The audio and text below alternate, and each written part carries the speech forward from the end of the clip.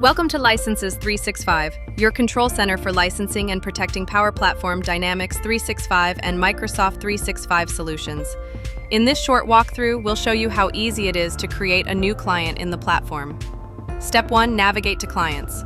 From the main dashboard, head over to the left-hand menu and select Clients. This is where you'll see all your existing clients, with quick access to their license activity and status.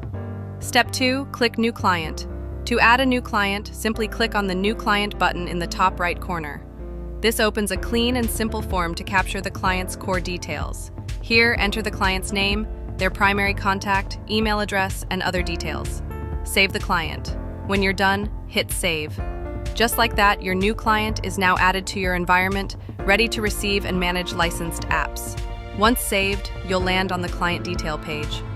From here, you can assign apps, manage licenses, set usage limits, and monitor validation logs in real time. Everything is built for clarity, speed, and control. That's how simple it is to create a new client in Licenses 365. From here, you're fully set to license, monitor, and protect your intellectual property, all from one powerful platform.